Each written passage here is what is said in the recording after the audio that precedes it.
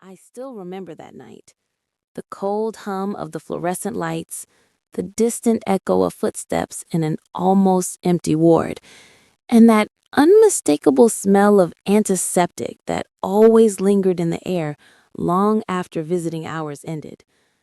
Hospitals have a rhythm of their own. Machines beep, doors slide open and shut, the air conditioning hums like a restless ghost, and yet, beneath it all, there's silence, the kind that hides things you don't want to see or hear. That was the night I met Emily Carter, and the night I lost her. And somehow, she never really left. It was December 14th, 2017, one of those nights when snow fell endlessly, covering the world outside in white, but inside the hospital, everything was the same dull gray. I was on the night shift in the intensive care unit, ICU, Ward B. Emily was only 24. A car accident had shattered most of her ribs, punctured a lung, and caused severe internal bleeding. She had been unconscious for nearly 2 days, sustained only by the steady rhythm of machines. When I first saw her, I thought she looked peaceful, like she was just sleeping. But I'd seen enough to know better. Sometimes peace is just the body's way of preparing to let go. The night was quiet, too quiet. We were only two nurses on duty and one on-call doctor asleep in the staff room. Around 1:30 a.m., I went in to check on Emily. Her vitals were dropping, but she still had a faint pulse. I adjusted her IV, brushed a strand of hair from her face, and whispered, "Hang in there, Emily. You're gonna make it." Her lips trembled, and for the first time that night, her eyes opened. I sat in the chair beside her bed, staring at the monitor still showing that frozen flat line. And then I whispered, "I'm sorry, Emily." I don't know why I said it out loud. Maybe guilt needs to be heard. The clock ticked to 3 a.m., and somewhere down the hall, I thought I heard a soft beep. The next night, I came to work early, partly to prove to myself that I wasn't afraid, and partly because I didn't want anyone to see that I was. The hospital at night had a strange heartbeat of its own. Machines beeped faintly, air vents whispered, and somewhere water dripped endlessly from a broken pipe. Tick, tick, tick, like a countdown to something unseen. I tried to convince myself that the whisper I'd heard the night before was just the sound of the vents, or maybe my own exhaustion. But as the elevator doors opened toward C, I felt it again, that heavy stillness. Every bed in Ward C was filled, except for bed 23, her bed. The sheets were neatly folded, the tag with her name still hanging from the headboard. Sarah Dawson, Room 302, Ward C. I stared at that name for a long time before I finally forced myself to walk in. That's when I heard it, soft and low, like a breath brushing against my ear. Nurse Emily. I froze. My clipboard fell from my hands, scattering papers across the floor. The whisper came again, closer this time. "You said you wouldn't let me die." My chest tightened. I turned, but there was no one there. The only thing that moved was the curtain around bed 23, swaying ever so slightly, as if someone had just brushed past it. "Who's there?" I called out, my voice trembling. No answer, just the hum of the lights overhead. Then, one by one, the monitors in the ward began to flicker.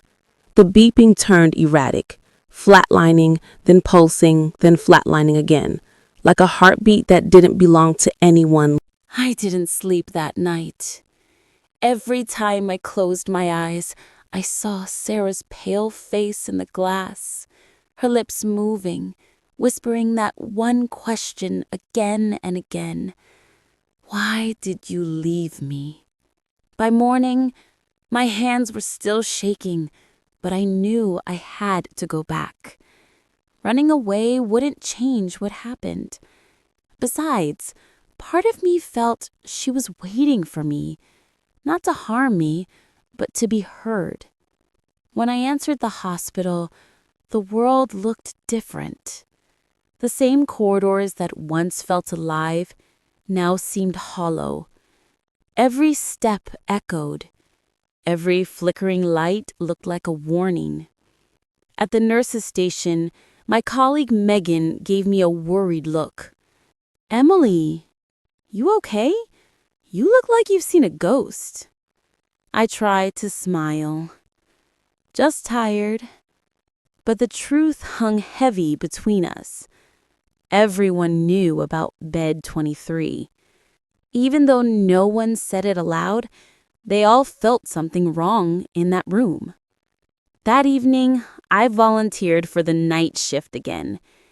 If Sarah's spirit was really there, I needed answers. Ward C was quieter than usual. As the clock hit midnight, the air grew colder. I checked the monitors, pretending to focus, but my ears were alert for that sound. Then it happened again. A faint whisper, a long sigh, and then the unmistakable sound of a heart monitor beeping. The same rhythm as Sarah's used to be.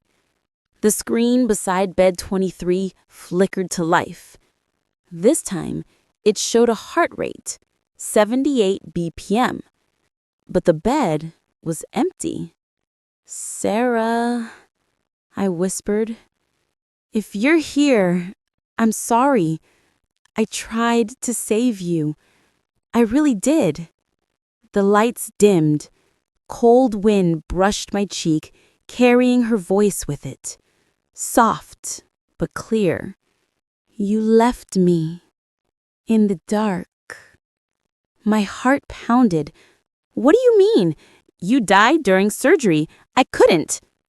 Before I could finish, the bed began to move. The metal frame creaked, shifting slowly toward me, wheels screeching against the floor. I stumbled back, bumping into the wall. The bed stopped, inches away. And then, on the white sheet, letters began to appear. Red, like fresh blood. "Help me see." Megan's voice crackled through the intercom. "Emily, are you in Ward C? We're losing power on your floor." I tried to answer, but the microphone hissed. Dead. The entire ward plunged into darkness. Only the emergency lights stayed. I froze. Sarah stood just inches from me, her figure flickering between life and death, light and shadow. Her hospital gown was torn, her skin bruised, and her voice a trembling echo of pain. "They killed me, Emily, and you never asked why." Her words hit me like a knife. I wanted to run, to scream, to shut my eyes, but I couldn't. Something inside whispered, "Listen to her." "I didn't know," I stammered. "The power went out. We thought it was a malfunction." Sarah tilted her head, her lips curled into a sorrowful smile. "You believed what they told you, but it wasn't the power. It was the people." I took a shaky step forward. "What do you mean? Who?" She turned her hollow gaze toward the far wall. The metal cabinet rattled violently, then swung open on its own. Inside, dusty folders, patient records, yellowed with age. I pulled one out. My hands trembled as I read the names.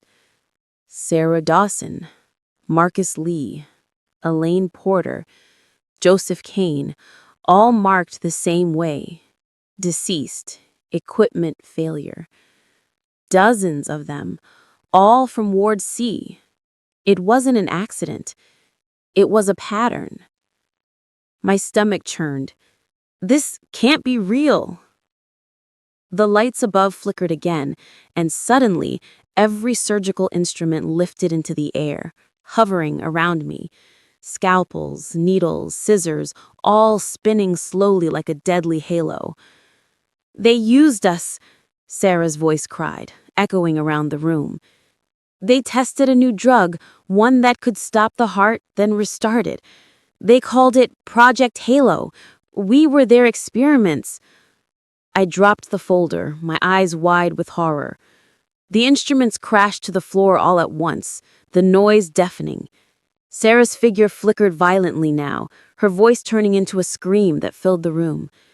They left us here, Emily, in the dark. We never left this hospital. I stumbled backward, hitting the wall. Sarah, please, tell me what I can do. Her face softened for a moment. The rage melted into something else. Sorrow. Find the records. Expose them. Then, maybe we can rest. And then she vanished. Just like that. The air went still again. Only the faint beeping of the monitor remained. I stood there in the dark, surrounded by silence and fear. When I finally gathered enough courage, I grabbed all the patient files and ran upstairs to the archive room. It took hours, but I found it. Project Halo, labeled Confidential, 1989. Inside were reports, photos, and signatures. One of them made my heart stop. Dr. William Harris, Chief of Medicine, my current boss. He had been running the same hospital since then. And the project? It was still active, hidden under cardiac research. I felt sick. The whispers that haunted me weren't just ghosts. They were victims trapped by the truth this place had buried. When I confronted Dr. Harris the next morning, his face turned pale. You shouldn't have. The hospital was quiet the next morning, but not peaceful. More like a graveyard that didn't know it was dead. Everyone was whispering about Dr. Harris's disappearance. Some said he resigned and left overnight. Others claimed they saw him walking into the basement at 3 a.m. and never coming out. I knew the truth. He hadn't left. Sarah had taken him. For a few days, things felt normal. Ward C reopened. The staff tried to act like nothing had happened. The head nurse assigned me new duties, new patients, new routines. But every time I passed bed 23, I couldn't help but stare at the woman lying there. The new patient's name tag read, Sarah Dawson. The same name. The same room. The same heart monitor that pulsed at exactly 78 BPM. I convinced myself it was a coincidence. Hospitals recycle beds, files, even name tags sometimes. But deep down, I felt the same chill that haunted him.